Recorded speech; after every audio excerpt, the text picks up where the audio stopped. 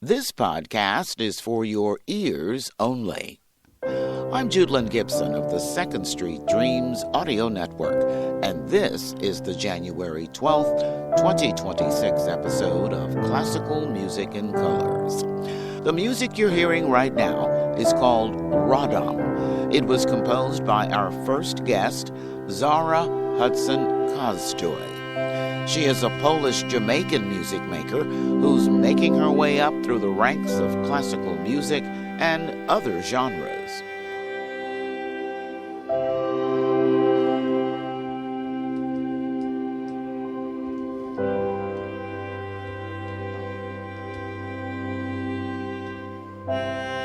Also on the show, there's a couple of up-and-comers appointed at the Houston Symphony and the Johns Creek Symphony. And start your applications now for some competitions with deadlines coming up very soon. We'll be back in just a moment.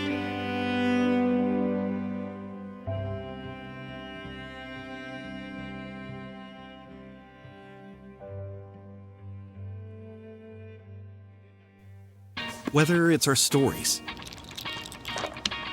the warmth of our laugh, or our family's secret sauce, we all bring something different to the table. So make some space. The power of connection is waiting right outside your comfort zone. Learn how you can help strengthen your community at belongingbeginswithus.org/teamup. Happy New Year, everyone. Now that we're looking at a new year, I thought I would start the first show of 2026 by introducing you to an uplifting, inspirational, free-thinking cellist. She is Zara Hudson Kozdoj of North London. You're listening to her recent work as a cellist on the soundtrack of the movie Hamnet, music by Max Richter.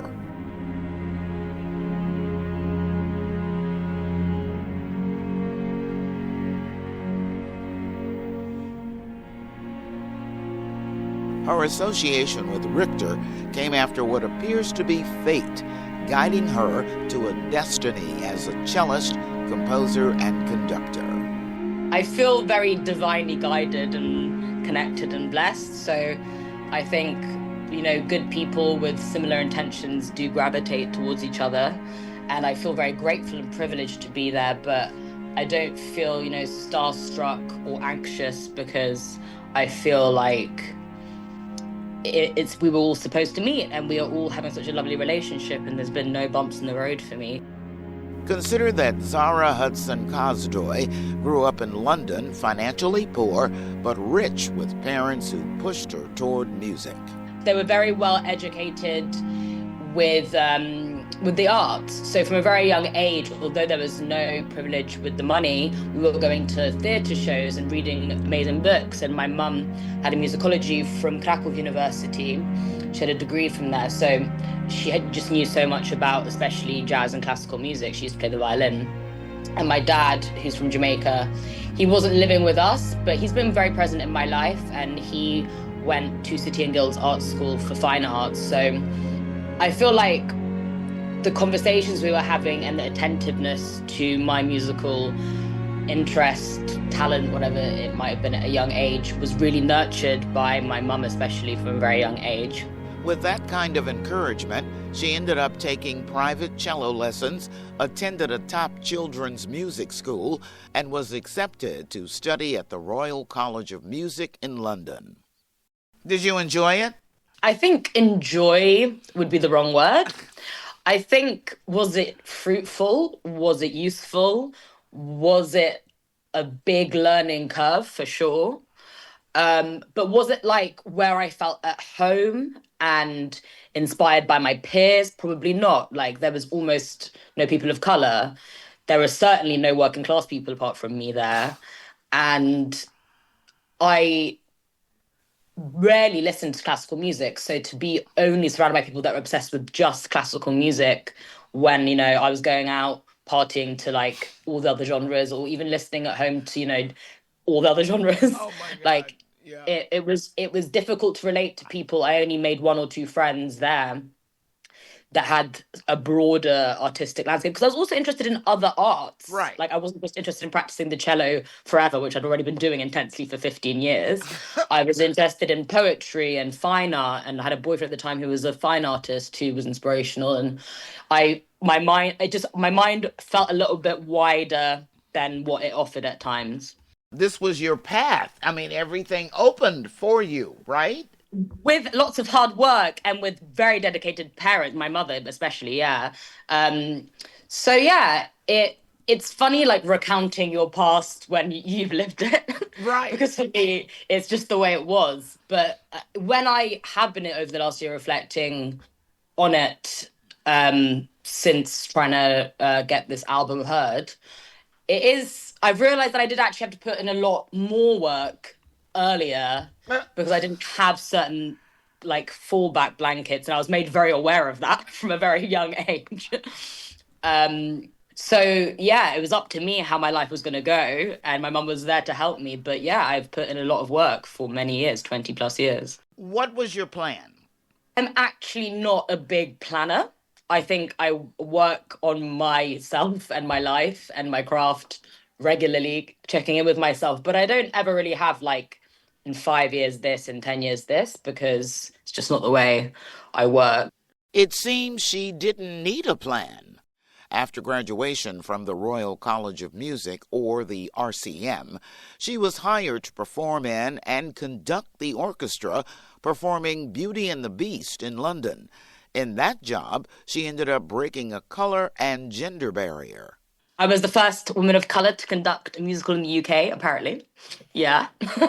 I mean, like a Broadway musical, yeah.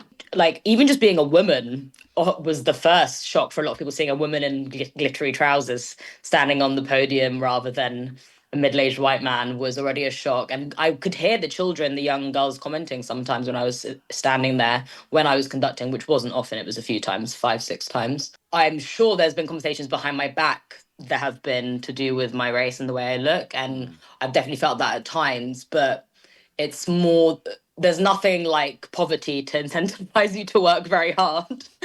Then she decided it was time to compose and produce an album of her music. But what were the lessons that you did not learn in music school? Many. This year has really taken it out of me.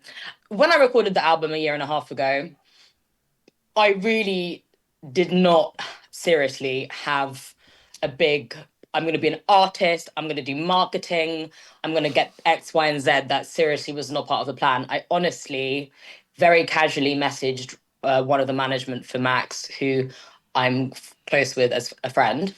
And I didn't even know, honestly, that they had residencies for young composers. And I was saying that I'm trying to record some of my own music, because I'd also come off another shorter musical job, and I realized that doing things for other people repetitively that felt disconnected to my musical language was making me feel increasingly demotivated and uncreative. And I really felt like I finally wanted to make something of my own. So I messaged them, and then they offered me a residency. It was perfect timing for me. So I grabbed the nearest producer friend I had, who I just recorded a single for. And I quickly collated all of the things that I'd been mustering over for a while. So each song on the record is about a personal period in my life. Platoon, which is owned by Apple, who bought it for quite well, it wasn't massive, but they gave me my costs back. They gave me a PR budget, which was obviously amazing for your first release. The album is called Remember Who You Are. It's full of compositions about her life up to now. It's the third track on the album, called X's, which was the second single, which is about my heartbreak in my 20s. That one's doing the best on streams, and I think at the moment, in my doom and gloom of November in London, that one is the best one. And here it is, X's by Zara Hudson Kozdoj.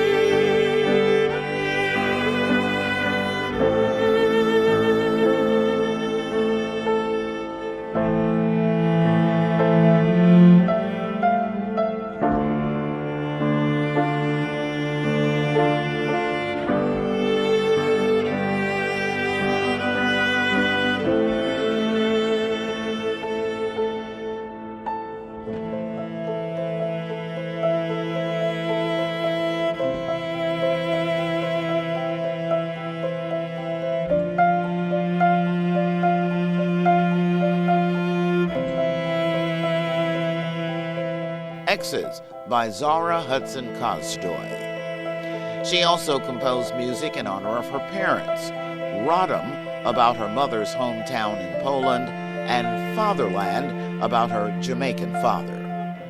Remember Who You Are is the name of the album on the Apple-based Platoon label. You can also hear her music on her YouTube channel. All links are on the Classical Music in Colors page on secondstreetdreams.com. Coming up next, up-and-comers in the classical music community.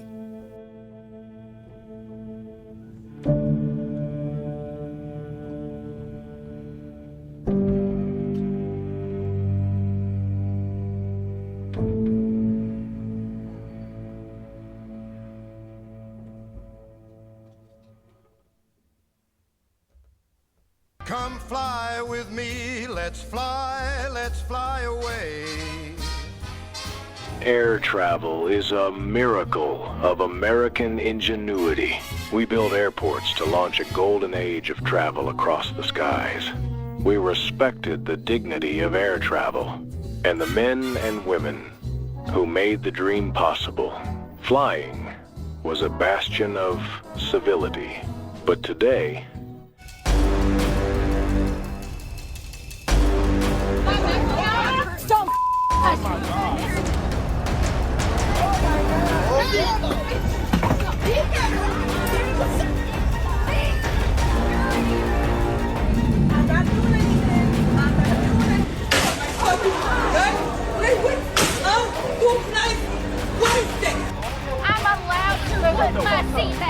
but manners don't stop at the gate. That's right. Manners don't stop at the gate. Things aren't what they used to be. Some would call it the golden age of travel. Let's bring civility and manners back. Ask yourself, are you helping a pregnant woman put her bag in the overhead bin? Are you dressing with respect? Are you keeping control of your children? Are you saying thank you to your flight attendants and your pilots? Are you saying please and thank you in general? The golden age of travel begins with you.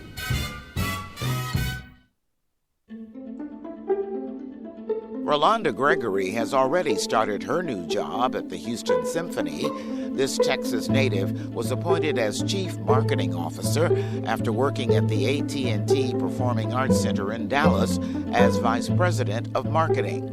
Her new job at the Houston Symphony calls on her to direct its marketing, patron services, and its communications teams. Rolanda Gregory earned an MBA from Troy State University, a Master of Science in Project Management from the University of Texas, and a Bachelor of Arts degree in English from the University of Houston. Georgia's Johns Creek Symphony Orchestra has hired a new executive director. He is Philip Kim. Kim comes from his job in marketing and communications for the Ohio State Bar Foundation.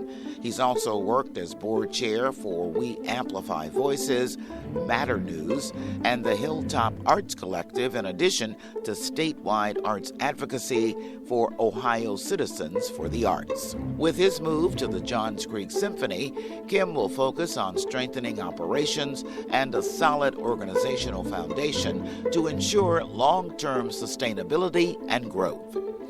Johns Creek is just north of Atlanta, Georgia.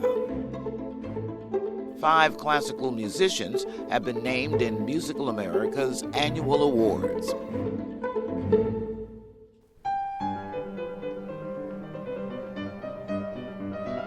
This is the performance of the Artist of the Year, pianist Emanuel Axe, performing Beethoven's Piano Concerto No. 3.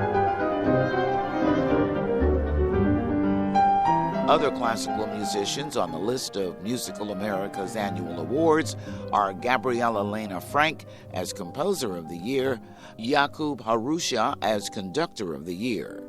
Vocalist of the Year is Gerald Finley, and Martha Gilmore was named as Impresario of the Year. Musical America says each one has a notable record of exceptional contributions to the performing arts. Coming up next, news about a couple of competitions that you won't win if you don't apply.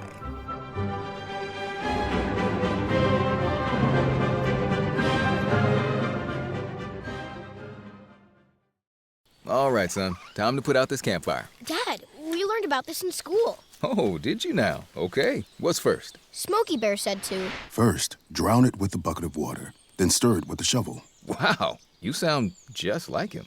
Then he said, If it's still warm, then do it again. Where can I learn all this? It's all on SmokeyBear.com with other wildfire prevention tips.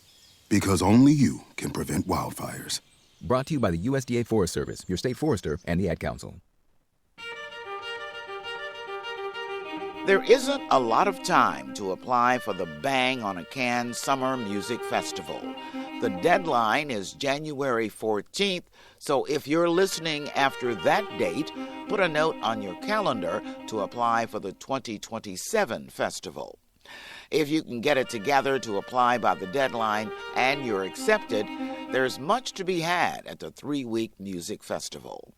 One of the things that we talked about from the very beginning was how great it would be if people who dedicated their lives to experimental music could have a place where they could give their lessons to young composers and performers. New music at its best is always fresh. Every summer we build a new music utopia. Musicians who've been to the Bang on a Can festival say it's a revelation. The mission of Bang on a Can in general is to have this open sense of communication and freedom and having the space to be creative. It's kind of as if we're melding ideas together and the collaboration just becomes something new every day. One of the first things I realized is that everyone here has almost completely different backgrounds. Everybody is so truly incredible at what they do. If you consider yourself an innovative early career composer or performer, perhaps you should apply either this year or for the 2027 festival. The Bang on a Can Festival runs from July 13th through August 2nd, 2026. It's held at the Massachusetts Museum of Contemporary Art in the Berkshire Mountains of North Adams, Massachusetts. You have plenty of time to apply for the Early Music America scholarships. These support attendance at early music workshops in North America, like the EMA Workshop Scholarships, or the EMA Idea Workshop Scholarships. This one is specifically intended to support a member of the BIPOC community specializing in historical performance practice. Applicants must reside in North, Central, or South America. Only residency is required, not citizenship. The deadline to apply for either or both is February 8th. Our coda is coming up next. This message is for Karina, our mom who finished her high school diploma at age 28. Hi, Mom. It's Emmettith and Nicholas. Congratulations on getting your diploma. You worked so hard and have taught us so much. We love you. When you graduate, they graduate. Finish your high school diploma for you and for them. Visit finishyourdiploma.org to find free and supportive adult education centers near you. Brought to you by the Dollar General Literacy Foundation and the Ad Council. Our coda this week is a call back to an interview we did in the November 22nd, 2025 edition of Classical Music in Colors. On that show, I talked with Kiwan Smith, the new and first ever development director of the Palm Beach Symphony. One of the things he talked about was raising money for their instrument donation program for students in Title I schools. So the first is our Todd Barron Instrument Donation Fund, and this allows us to raise dollars to put musical instruments directly into the hands of young, promising musicians. In addition to refurbishing instruments, we also purchase new instruments and accessories on an as-needed basis. The Palm Beach Symphony recently reported that they've given their 1,000th instrument to students, educators, and schools since the Symphony's instrument donation initiative began in 2016. This year, the Symphony presented 31 instruments, 27 of them brand new, to students and educators in 3 schools. Palm Beach Symphony CEO David McClymont says music shapes hearts, builds confidence, and opens doors to possibilities children never knew they had. The Symphony also announced the winner of their 2025 Instrumental Music Teacher of the Year Award. Christopher De Leon, Director of Jazz Studies at the Dreyfus School of the Arts, received the honor. You've been listening to music from one of their performances.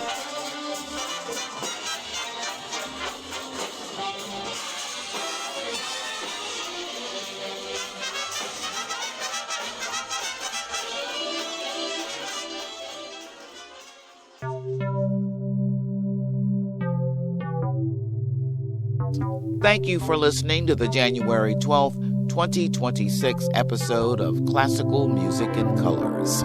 All links are on the Classical Music in Colors page on secondstreetdreams.com. Next week, I'll be talking with jazz and classical pianist Sullivan Fortner about his big win at the Gilmore's inaugural 2026 Larry J. Bell Jazz Artist Award. I'm Judelyn Gibson on the Second Street Dreams Audio Network. Here's hoping you have a shiny and bright 2026.